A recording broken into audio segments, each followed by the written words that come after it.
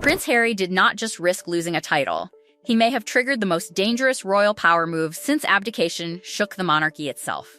Behind the ancient walls of Buckingham Palace, a decision was allegedly prepared with the cold precision of a constitutional trap, and at the center of it stood Prince William, not as a wounded brother, but as the future king, acting like the monarchy's chief enforcer.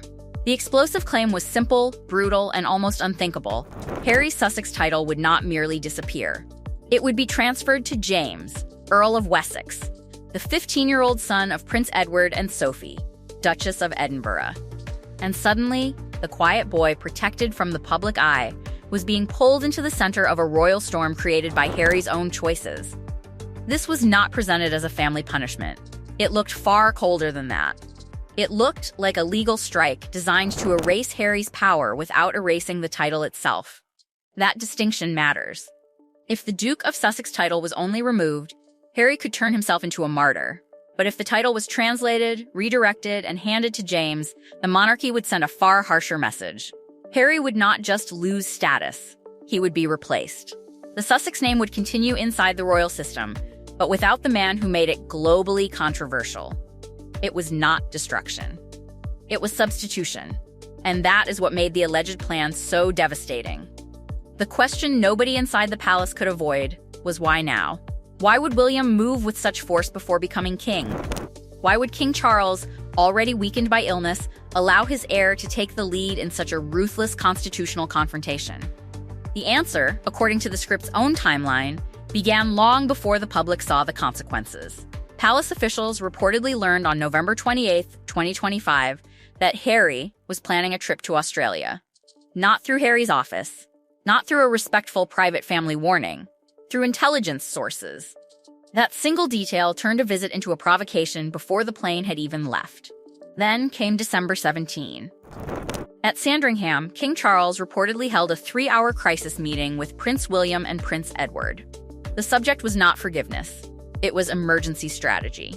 By January 8, 2026, palace legal officials were allegedly examining precedents for title revocation, especially the Titles Deprivation Act of 1917. A wartime law once designed to strip titles from peers aligned with Britain's enemies. The implication was explosive. Harry had not yet made the Australian move, but the monarchy was already building the file that could be used against him. The trap, if this account is believed, was waiting for the mistake. Then, January 22 became the date that changed the balance of power. William reportedly held a private audience with Prime Minister Keir Starmer to secure quiet government approval for possible constitutional action against his own brother. Before Sydney, before Anthony Albanese, before the medals, before the secret recordings, before the Australian Republic movement, William was allegedly not reacting to a crisis. He was preparing the political ground for a strike. That is why this story feels bigger than brotherly anger.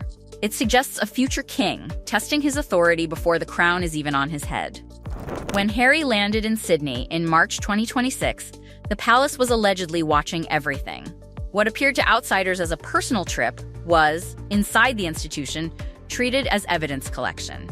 The first breach came almost immediately at Kirribilli House, the official residence of the Australian Prime Minister, where Harry reportedly sat for a private 90-minute meeting with Anthony Albanese. No Foreign Office clearance, no Buckingham Palace approval, no British High Commission briefing in Canberra. To the monarchy, that was not casual conversation. It was a royal operating outside the chain of command. Then came the line that reportedly hardened the palace against him. Harry allegedly floated the idea of serving as a special envoy for Commonwealth relations, positioning himself as something dangerously close to a freelance royal diplomat. The Sandringham Agreement of 2020 had already barred him from activity that could be interpreted as official royal duty. Yet in Australia, according to the claims, he was appearing private to one audience and semi-official to another. That ambiguity was the weapon. In Britain, it looked like defiance. In America, it could be packaged as relevance. Inside the palace, it looked like the beginning of a rival court. The second danger was security. Harry's team reportedly used privately funded protection rather than the standard Metropolitan Police detail, creating a breakdown in communication with the Australian Federal Police. Security experts later identified a terrifying 7-hour window when the sixth in line to the throne was exposed inside a foreign metropolis. To ordinary viewers, this may sound procedural. To the monarchy, it was unforgivable. A royal life is never just personal. It is constitutional property, symbolic continuity, and national risk. Harry had argued for years that security mattered, yet here the palace allegedly saw a self-created vulnerability. Then came money, and money always changes the temperature of royal scandal. Records reportedly showed Harry received a $250,000 speaking fee from the Commonwealth Business Council, routed not through familiar royal channels, but through a Delaware-registered limited liability company. Whether palace officials saw concealment, incompetence, or opportunism, the result was the same. The Duke of Sussex title appeared to be carrying commercial value across borders involving the United Kingdom, the United States of America, and Australia. Suddenly, the question became poisonous. Was Harry using royal status as duty, or selling its shadow? The military issue cut even deeper. At a veterans gathering, Harry was photographed wearing military honors, including his Afghanistan service medal. Because his honorary military appointments had been revoked after his 2020 departure, the Ministry of Defense reportedly treated the display not as a harmless oversight, but as unauthorized use of insignia. For William, this was personal and institutional at once. Harry had left the system, but still appeared to claim pieces of it when useful. The monarchy saw a man who wanted freedom from duty while keeping the symbols that duty once gave him. Then, the media operation revealed the larger pattern. Harry's team allegedly gave American networks exclusive access while cutting the British press out, creating a split screen across the Atlantic. United States viewers saw a royal-style tour.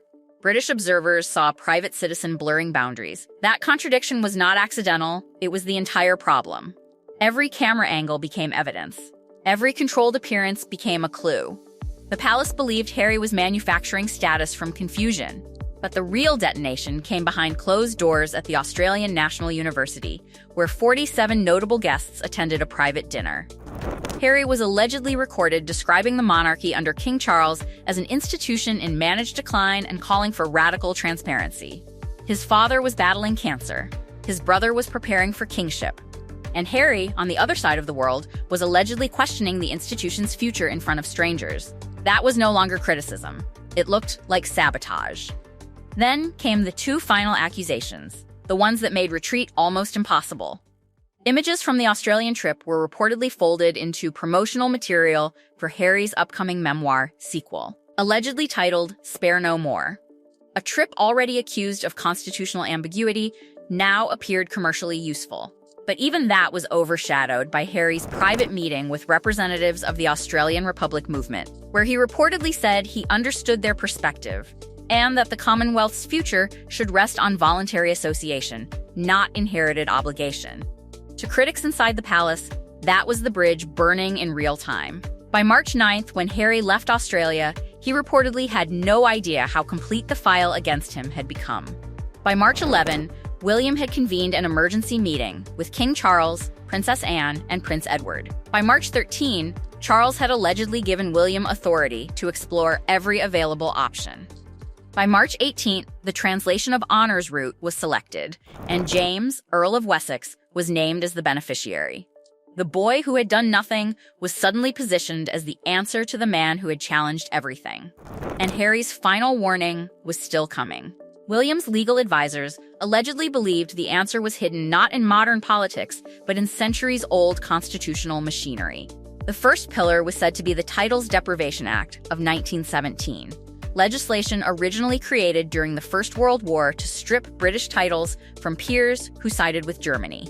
Palace lawyers reportedly argued that Harry's engagement with organizations seeking constitutional change, particularly the Australian Republic movement, could be interpreted as conduct fundamentally opposed to the interests and continuity of the Crown. The second pillar reached even further back to the Royal Marriages Act of 1772, cited not for marriage itself, but as evidence of the sovereign's historic authority over the official conduct of members of the royal family. The third foundation was allegedly the Crown Estate Act of 1961, reinforcing the argument that royal titles and their associated estates are not personal property, but privileges held only at the pleasure of the Crown. Layered together, those legal opinions reportedly transformed William's position from frustrated brother into constitutional strategist. Recent royal history allegedly strengthened that confidence. In 2022, Prince Andrew lost his honorary military appointments and his Royal Highness status under immense family pressure, without requiring lengthy parliamentary proceedings. Decades earlier, the Duke of Windsor, formerly King Edward VIII, surrendered financial control following abdication. Palace officials reportedly viewed those precedents as proof that the institution had repeatedly adapted old constitutional mechanisms to modern crises. But William's alleged strategy went much further. Instead of destroying the Dukedom of Sussex altogether, lawyers reportedly recommended using the medieval doctrine of translation of honors, allowing the title, associated properties, financial instruments, and prestige to continue uninterrupted while replacing only the title holder. Rather than leaving an empty dukedom behind, Sussex would immediately belong to someone else. The script ultimately outlined 5 possible futures: a 12% chance that Harry accepts the decision and fully commits to life in the United States, a 38% possibility of prolonged high court litigation that could keep damaging headlines alive for years, regardless of the legal outcome, a 23% chance of a negotiated compromise allowing Harry to retain only an honorary title while losing its practical benefits, a 41% likelihood that he refuses British courts entirely and instead becomes a permanent royal in exile, criticizing the institution from abroad. Finally, only a 6% possibility remained for reconciliation, potentially driven by a serious deterioration in King Charles's health. The script ended by claiming that William's alleged strategy fundamentally changed the monarchy itself. An heir to the throne had supposedly demonstrated that he could exercise extraordinary influence before becoming king, redefining the role of the Prince of Wales as guardian and enforcer of the institution. Whether this represented careful succession planning, a gradual transfer of authority from King Charles, or the beginning of an unofficial regency remained unanswered. The legal process, according to the narrative, was already moving. James, Earl of Wessex, was portrayed as standing on the edge of becoming the new Duke of Sussex. Harry's response would determine the next battle. Whatever happened next, the script concluded that a line had allegedly been crossed, and the House of Windsor would never look the same again.